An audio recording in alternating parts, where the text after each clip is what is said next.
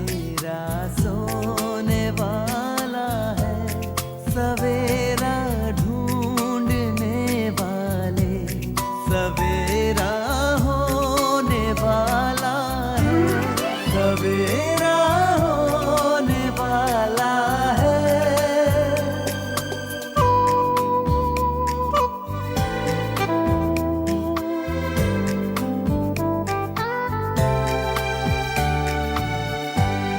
खुशी छलकाएंगी किरणें, खुशी बरसाएंगी किरणें, तेरे गम की सियाही को उजाला धोने वाला है, सवेरा होने वाला है, सवेरा।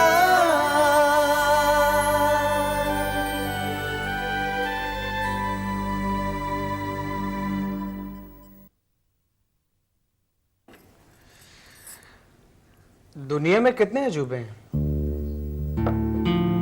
आपको नहीं पता? चलिए मान लीजिए हमें नहीं पता। और नो, अगर आपने पहले बता दिया होता कि आपका जीके इतना कमजोर है तो आपको हाँ करने से पहले मैं एक बार और सोचती। ये भी हमारी किस्मत, रिजेक्ट होते होते बच गए। और हमें पूरा यकीन है कि अब आप अपना फैसला नहीं बदल सकते। जी नहीं, लेकिन ये दुनिया के अजूबों वाला अजीब सवाल किस मकसद से किया आपने? चलिए अब जब सवाल कर ही लिया है तो बता ही दीजिए, कितने अजूबे थे? मेरी मालूमात के मुताबिक 7। जी हाँ, बिल्कुल सही। और मैंने ये सवाल इसलिए किया क्योंकि अभी कुछ देर पहले मैंने एक 8वां अजूबा देखा। अच्छा, जरूर आईना देख लिया होगा आपने।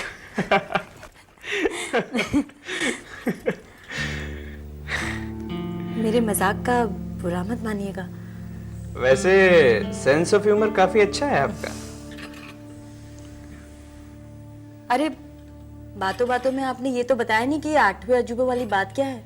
देखिए वैसे तो वो बात काफी खिंच चुकी है, इसलिए उस पंच का मजा चला गया है। फिर भी मैं आपको बता ही देता हूँ। एक्चुअली आप काफी देर से खामोश बैठी थी। अब एक मोहतरमा जो कि पेशे से वकील भी हैं, वो लगातार 2 मिनट तक खामोश बैठ जाएं, तो ये भी तो अपने आप में एक अजूबा ही हुआ ना। क्या हुआ, आप हंसी नहीं? Sense of humour okay okay है आपका।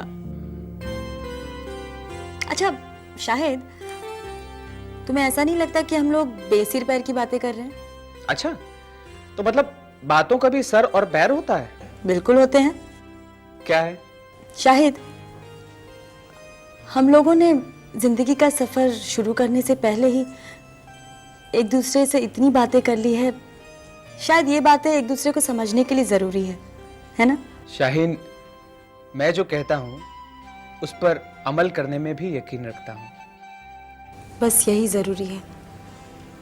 शाहिद, लड़की के लिए निकाह एक बंद लिफाफे की तरह होता है, एक ऐसे अजनबी सफर की तरह जो उसे किस मंजिल तक ले जाए उसे नहीं पता। सही फरमाया तुमने, मगर इस लड़के के सफर की मंजिल के बारे में मैं उसे यकीन से बता सकता हूँ। बेपनाह मोहब्बत, बहुत सारी खुशियाँ और बेइंतहा अपनापन। शाहीन, वैसे तो अपने घर वाले, अपने वालिदैन सभी को अजीज होते हैं, बहुत अच्छे लगते हैं, मगर मेरे यहाँ आके तुम्हारी भी उनके बारे में यही राय होगी। मेरी अम्मी जान, अब्बू जान, भाई जान, भाभी जान सभी बहुत नेक हैं, खुश मिजाज हैं।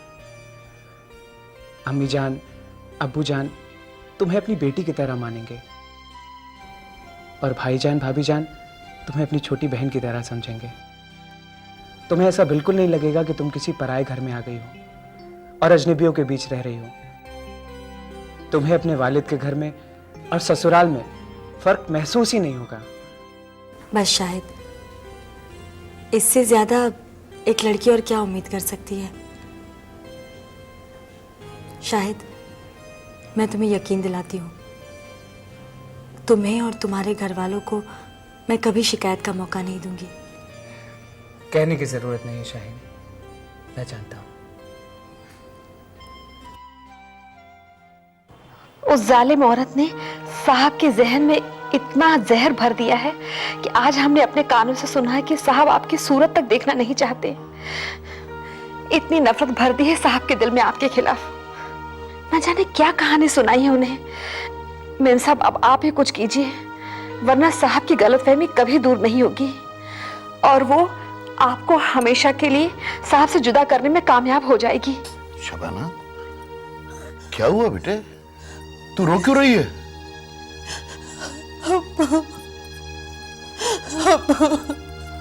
अरे हुआ क्या है, कुछ बता तो सही। सब खत्म हो गया अब्बू, सब खत्म हो गया। क्या हुआ है? सुभद्रा का फोन आया था, हामिद गोवा से वापस आ गए हैं। सुभद्रा ने उन्हें ये कहते हुए सुना कि वो मेरी सूरत भी नहीं देखना चाहते। वो मुझसे इतनी नफरत करने लगे कि उन्हें मेरी सूरत देखना भी गवारा नहीं। अब्बू, अरे अल्लाह, रहम कर, रहम कर।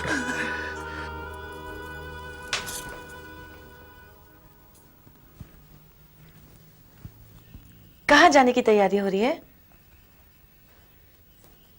हामिद, मैंने पूछा कहाँ जा रहे हैं आप?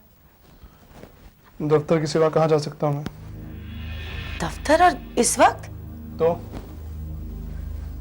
नहीं, आप सुबह से घर पर थे तो मुझे लगा आप दफ्तर नहीं जाएंगे, इसलिए मैंने आपकी पसंदीदा लखनवी बिरयानी बनाने की तैयारी शुरू कर दी। तो क्या करूं मैं? सारा काम काज छोड़कर तुम्हारी बिरयानी के लिए घर पे बैठा रहूं? दफ्तर नहीं जाऊं? मीटिंग्स कैंसिल कर दूं और अपने क्लाइंट से कह दूं आई एम सॉरी, मैं आपसे नहीं मिल सकता क्योंकि मेरी बीवी ने मेरे लिए बिरयानी बनाई है? हामिद, जा रहा हूं मैं। रात को कब वापस लौटूंगा कुछ मालूम नहीं। खाने पर मेरा इंतजार मत करना। हामिद, हामिद सुनिए। हामिद, एक मिनट, मेरी बात तो सुनिए। हामिद,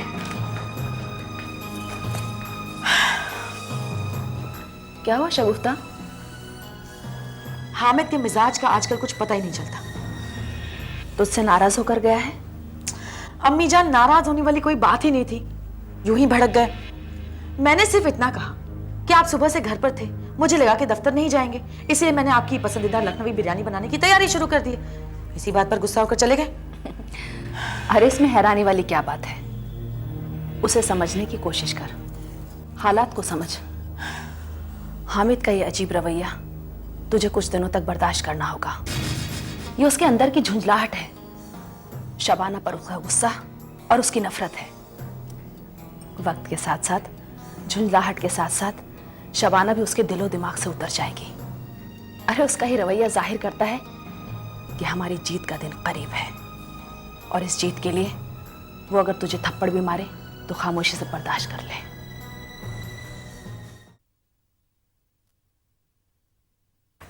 शायद आपा के तजुर्बे के बाद शादी के नाम से ही मुझे दहशत होती थी, लेकिन तुमसे मिलकर, तुमसे बातें करके मेरे जहन से वो दहशत निकल गई। अल्लाह ने चाहा शाहीन तो आपा की बिखरी जिंदगी फिर से संवर जाएगी। जिंदगी के हर सफर में ऐसे वक्ती तूफान आते रहते हैं, मगर ऐसा कोई भी तूफान हमेशा के लिए थमा नहीं रहता। शायद तूफान तो वक्ती ही होता है, लेकिन चंद लम्हों में कई मर्तबा इतनी तबाही मचा देता है कि वो तबाही की भरपाई जिंदगी भर नहीं हो पाती। और जिंदगी के तूफान जब रिश्तों की इमारतों को गिरा देते हैं तो वो इमारतें दोबारा मुकम्मल नहीं होती, क्योंकि रिश्तों की इमारतें सालों साल की मुसलसल लेन देन से कायम होती है। शाहीन, क्या बात इतनी बिगड़ चुकी है? तोड़कर, झंझोड़ कर रख दिया उस शख्स ने आपा को। उनकी अच्छाई, उनकी नेकी, उनकी कुर्बानी का अच्छा सिला दिया है उसने। शायद उस शख्स ने मेरी आपा की कभी कद्र नहीं की, और वो मेरी आपा है, इसलिए मैं उनकी तारीफ नहीं कर रही। जो भी शख्स उन्हें करीब से जानता है, सबकी उनके बारे में यही राय है। उनकी नेकी और उनकी दरियादिली का कोई सानी नहीं है। बर्दाश्त का इतना मादा है उनमें कि किसी भी इंसान की हद के बाहर है। पानी सर तक पहुंच जाए तब भी वो उफ नहीं करती। हाँ, डूबने पर तो एक नासमझ मासूम बच्चा भी हाथ पैर चलाने लगता है। पता है, शायद आपा में और मुझ में बहुत फर्क है। मैं आपा की तरह कभी नहीं हो सकती और ना ही मैं होना चाहती हूँ, क्योंकि एक हद से ज्यादा नेकी भी इस दुनिया में बेवकूफी समझी जाती है। कभी कभी तो बड़ी हैरानी होती है मुझे अपनी आपा पर। दुनिया भर की जिल्लत, तकलीफें और झूठे इल्जामात बर्दाश्त करके भी वो उस शख्स से अलग नहीं होना चाहती। शाहीन, मुझे आपा से ज्यादा उनके शौहर के अक्ल पे तरस आता है, जो इतनी नेक बीवी को समझ नहीं सका। समझता तो वो इंसान है जो अपनी अक्ल से काम लेता है। एनीवेज, मैं उनका और जिक्र करके अपना दिमाग खराब नहीं करना चाहती। चलो फिर कुछ और बातें करते हैं। रुखसाना जी, अफजल खान साहब की मौत का बेहद अफसोस है मुझे। इंस्पेक्टर साहब, आप जानते हैं मैं अपने शौहर के साथ खुश नहीं थी, मगर शौहर जैसा भी हो, बीवी और उसके दरमियान चाहे जितनी भी कशीदगी क्यों ना हो, बीवी अपने शौहर की मौत बर्दाश्त नहीं कर पाती। भले ही हम एक दूसरे के साथ एक छत के नीचे अजनबी की तरह रहे हों, मगर इतना खालीपन और अकेलापन मैंने पहले कभी नहीं महसूस किया। उनके जाने के बाद मैं सिर्फ तन्हाई नहीं, बिल्कुल अधूरी हो गई हूं। मैं आपकी तकलीफ समझ सकता हूं। अब मेरे दिल को सुकून तब मिलेगा जब उनके कत्ल की वजह मालूम हो जाएगी और कातिल पकड़ा जाएगा। हाँ रुखसाना जी, पुलिस अपनी तरफ से पूरी कोशिश कर रही है। पुलिस को सुराग अब तक नहीं मिला। आप कहाँ थे? दरअसल मुझे स्पेशल ड्यूटी के लिए आसाम भेज दिया गया था। जैसे इस हादसे की खबर मुझे मिली, मैं फौरन आपसे मिलने चला है। जी बहुत बहुत शुक्रिया। You welcome. वैसे मैंने फैसला कर लिया है, अपने सीनियर अफसरान से बात करके जल्दी इस केस की तफ्तीश मैं शुरू कर दूंगा और कोशिश करूंगा कि जल्द से जल्द आपके शौहर की कत्ल की वजह और कातिल दोनों तक पहुंच जाऊं।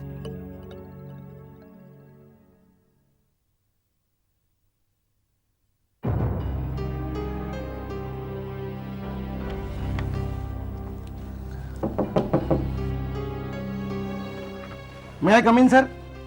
Yes, come in. हाँ कहिए मिस्टर जोशी। सर, ये दस्तूर एंड कंपनी की फाइल है और उन्हें इस मामले में। आप फाइल रख दीजिए, मैं देख लूंगा। सर, उनके एमडी का 3 मरतबा फोन आ चुका है। ये मैटर बहुत दिनों से पेंडिंग है सर। उन्हें अगर ज्यादा जल्दी है तो उनसे कहिए कि फाइल वापस मंगवा लें जी। और कोई दूसरा लॉयर हायर कर लें। मगर सर। आप मेरी उनसे बात करवा दीजिए। जी सर। हाँ मिस्टर जोशी। Yes sir. वो बाफना एंड सन्स और लोधियन कंपनी के केसेस का क्या स्टेटस है? सर, आपको एडवोकेट मिश्रा का फोन नहीं आया? क्यों, क्या बात है? आखिर वो तो आप ही के जूनियर है सर। उन्हें आपके जितना तजुर्बा कहाँ है सर। एडवोकेट मिश्रा दोनों केसेस हार चुके हैं। क्या दोनों केस हार गए? जी हाँ। मगर मिश्रा ने मुझे खबर तक नहीं की। दोनों कंपनी के मालिक बहुत खफा है सर, और ये केसेस हार जाने की वजह से आपका नाम बहुत। इतने सालों से यहाँ रहकर मिश्रा ने क्या सीखा है? सर, अब ये केसेस आप ही को अदालत। अब आप मुझे सिखाने की कोशिश मत कीजिए कि मुझे क्या करना चाहिए था। You may leave now.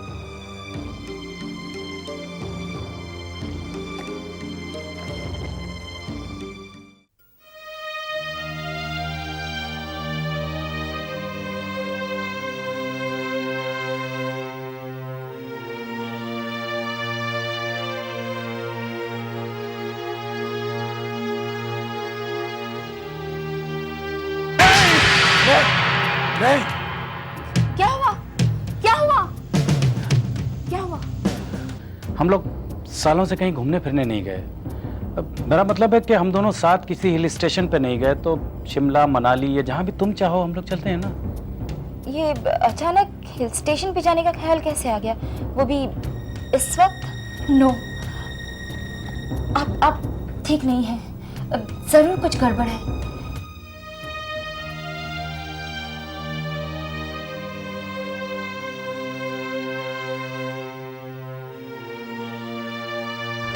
मगर ये आप बन संवर कर कहाँ जा रही हैं? कहाँ बिजलियाँ गिराने का इरादा है? मिसेस मलकानी की यहाँ किटी पार्टी है, नहीं जा रही। मोहतरमा, क्या जाना जरूरी? जाना जरूरी, वो बुरा मान जाएंगी, डिनर से पहले आ जाएंगी। ठीक है, मैं इंतजार करूंगा। खुदा हाफिज।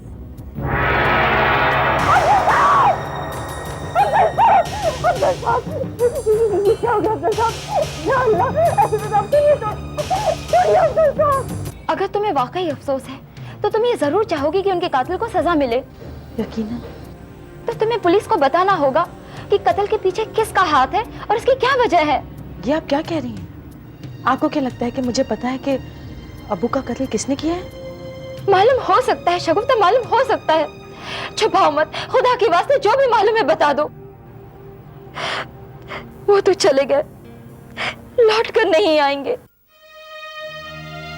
जब तक ये मालूम नहीं हो जाता कि इनका कत्ल किसने और क्यों किया, मुझे सुकून नहीं आएगा। अल्लाह करे इंस्पेक्टर खानेकर की तफ्तीश कामयाब हो जाए और कातिल पकड़ा जाए।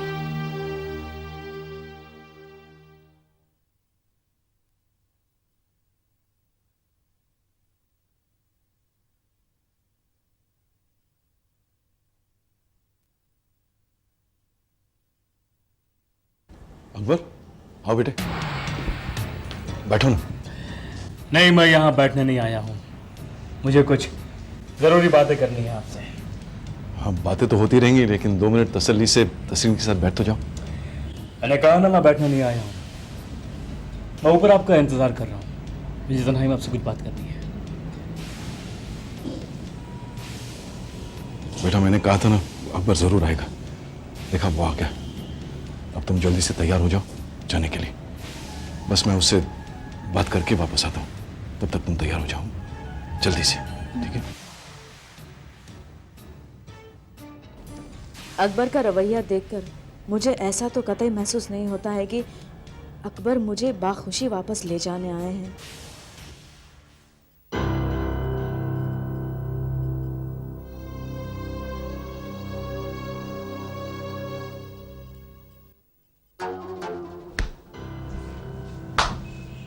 अकबर, तुम तरसीन को अपने साथ लेने आए हो, ले जाओगे ना उसे?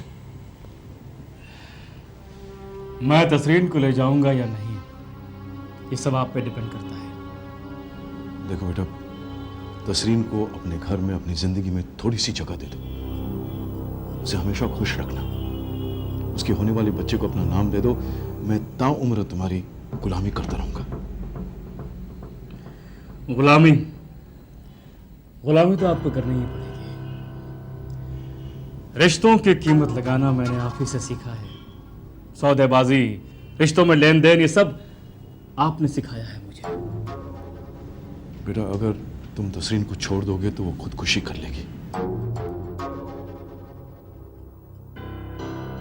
ठीक है, तसरीन की जिंदगी की कीमत 50 लाख होगी। मैं जानता हूं आपके लिए रकम बहुत ही मामूली है। एनीवेज, एक हाथ मैं रुपया लूंगा और दूसरे हाथ से आपकी बेटी को थाम कर बाइज्जत अपने घर ले जाऊंगा। बेटा, मैं अपनी तमाम दौलत, अपनी तमाम मिल्कियत तुम्हारे नाम कर सकता हूं। फिलहाल 50 लाख काफी है। ठीक है, तुम यहीं रुको, मैं चेक लेके आता हूं।